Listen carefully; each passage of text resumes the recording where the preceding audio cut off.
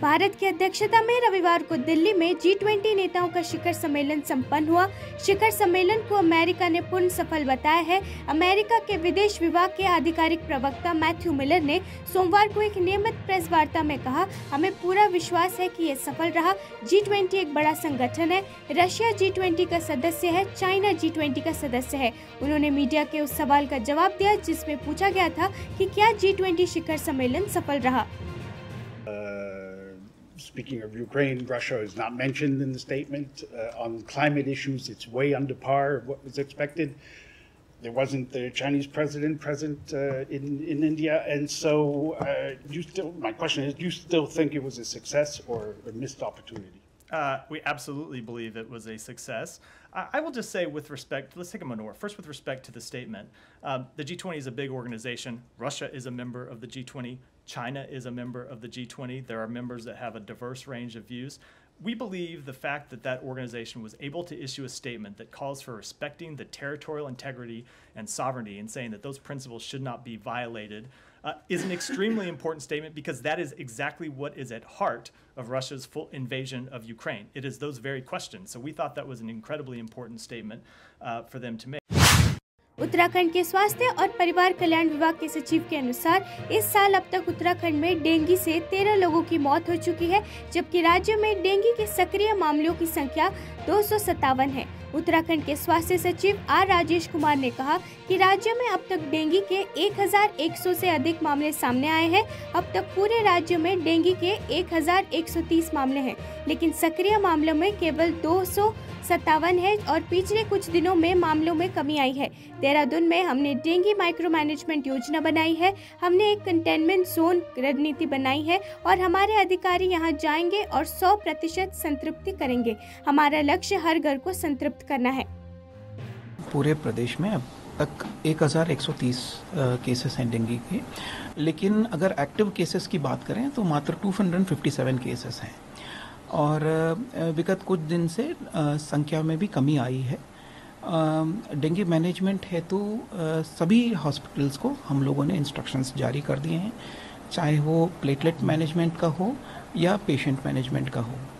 और अभी Indian medical association को भी हमने पत्र लिखा है कि मात्र स्पेशल कंडीशन में वो स्पेशल डोनर प्लेटलेट्स रिकमेंड करें और नॉर्मल कंडीशंस में महाराष्ट्र के मुख्यमंत्री एकनाथ शिंदे के नेतृत्व वाली शिवसेना के विधायक सदा सरवणकर ने एक वायरल वीडियो में दावा किया है कि उन्हें 2009 में पूर्व सीएम मनोहर जोशी के घर पर हमला करने के लिए उनकी पार्टी के नेताओं उद्धव ठाकरे और संजय राउत ने उकसाया था।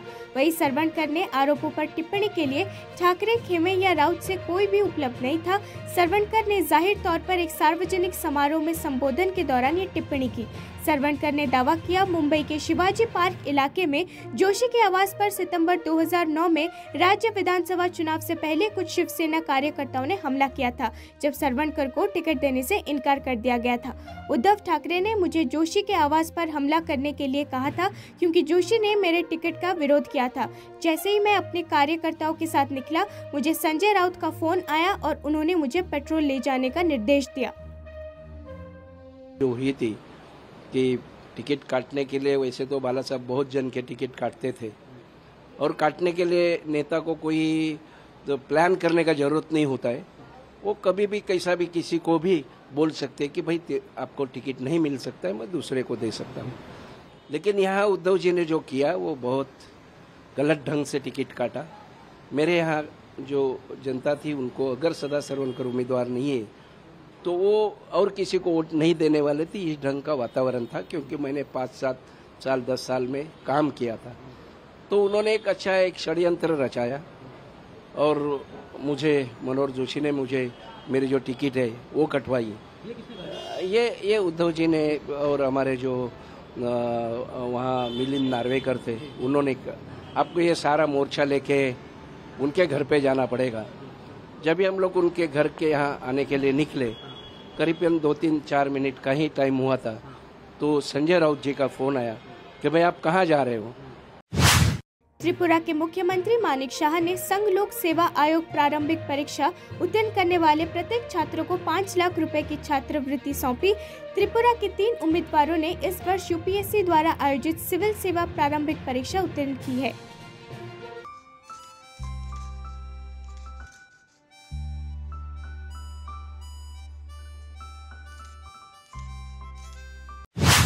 मुख्यमंत्री सुखविंदर सिंह सुक्खू ने कहा कि राज्य सरकार आपदा प्रभावित लोगों को किराए पर आवासीय सुविधा उपलब्ध करवाएगी।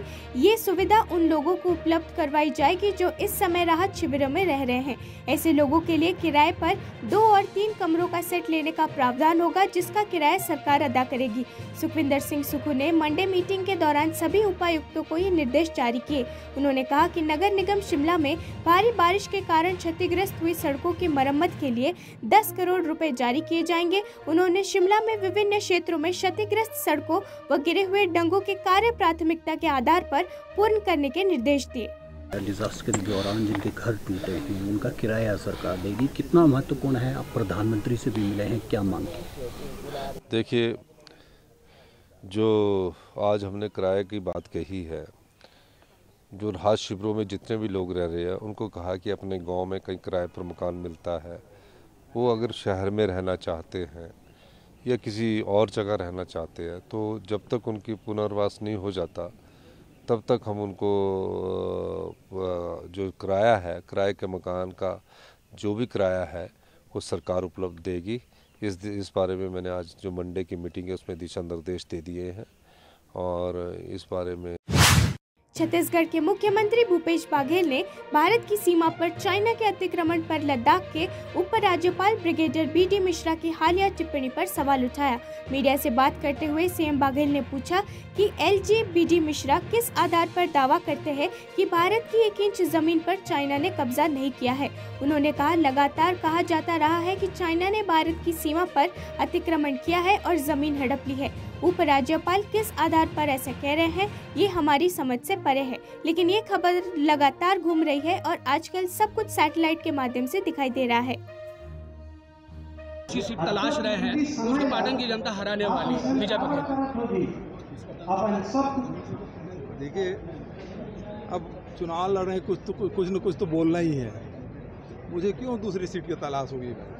पाटन की जनता ने हमेशा मुझे आशीर्वाद दिया है और अब भी पार्टी टिकट देगी तो मैं पाटन से ही लड़ूंगा। लद्दाख के जो गवर्नर है उनका कहना है कि चीन की एक भी इंच की जो है जमीन को है उसको नहीं हथिया है भारत ने, तो इस पर क्या कहेंगे? लद्दाख के बी.डी. शर्मा गवर्नर, लगातार ये बात उठती रही है कि चीन है वो भारत की सीमा में अतिक्रमण करके जमीन हथियाए हैं। अब राज्यपाल किस आधार पर कर रहे हैं ये तो समझ के बाहर। चंद्रयान 3 चंद्र मिशन के सफल समापन और भारत के पहले सौर मिशन आदित्य L1 की लॉन्च के बाद इसरो अपनी अगली बड़ी परियोजना गगनयान मिशन के लिए तैयारी कर रहा है।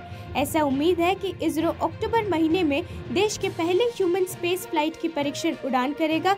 चंद्रयान 3 और आदित्य L1 मिशन की ऐतिहासिक सफलता के बाद इसरो ने अपना अंतरिक्ष अभियान जारी रखा है और गगनयान 1 परियोजना शुरू करने के लिए पूरी तरह तैयार है। See, it's again one more feather in the cap for an ISRO, especially Chandrayanam 3 success, and then you talk about the Aditya success. Now, success of the Gaganyaan has become very critical and very important for as a nation. And the Gaganyaan is like, once the successful of the Gaganyaan, India is going to be 4th place. So you all aware of that. It is in a crewed mission, and where 3 astronauts are going to be involved in this particular mission. And as you all know, that Russia has become a first place in it, second US, third is China. Once the success of Gaganyaan, India is going.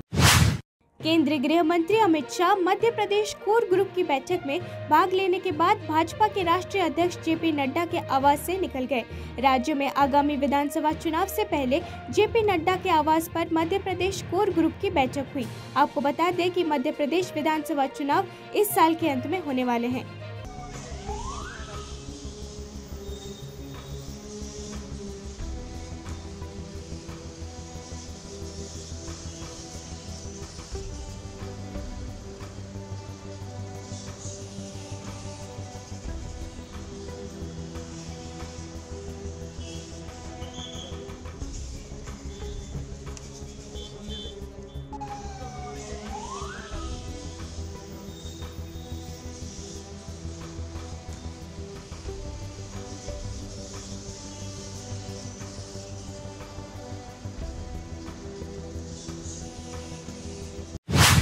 भारतीय ने Asia cup super 4 match में पाकिस्तान को बड़े अंतर से हराया।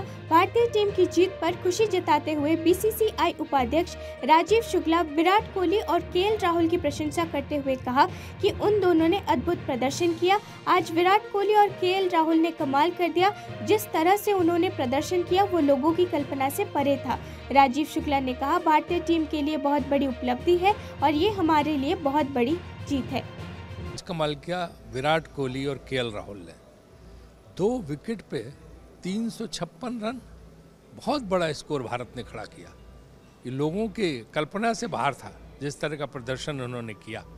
और विराट कोहली ने अपने 13,000 रन भी पूरे किए, सचिन तेंदुलकर का रिकॉर्ड तोड़ा।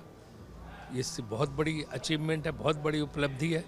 मुझे आज तक याद है कि मुझसे कोई 5-6 साल पहले सचिन तेंदुलकर ने कहा था, मैंने उनसे सचिन से पूछा, मैंने कहा कि आपका भी रिकॉर्ड कोई नहीं तोड़ सकता, कोई इतने साल नहीं खेलेगा कि उस 13,000 रन बना पाए। उनका ना, मैं तुम्हें बता रहा हूँ मेरा रिकॉर्ड टूटेगा। और मैंने कहा कौन तोड़ेगा?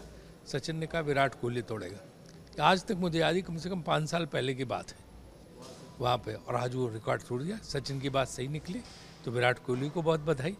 और ये जो मैच पाकिस्तान के साथ हो, हमारी भारतीय क्रिकेट टीम ने विराट कोहली और लोकेश राहुल के नाबाद शतक और कुलदीप यादव की फिरकी के दम पर पाकिस्तान को करारी शिकस्त दी है। एशिया कप के सुपर 4 मुकाबले में सोमवार को भारत ने पाकिस्तान को 228 रन से हराया। पाकिस्तान के खिलाफ रनों के लिहाज से ये भारत की सबसे बड़ी जीत है। ये मैच रविवार को शुरू हुआ था और बारिश के कारण सोमवार को रिजर्व डे में भी जारी रहा। भारत ने कल 24.1 ओवर में 2 विकेट पर 147 रन बनाए थे। भारत के 357 रन के बड़े लक्ष्य का पीछा करते हुए पाकिस्तान की टीम 32 ओवर में 128 रन पर ढेर हो गई। ये विशाल जीत के बाद उत्साहित प्रशंसकों ने पूरे देश में इंडिया इंडिया के नारे लगाते हुए मैन इन ब्लू की जीत का जश्न मनाया।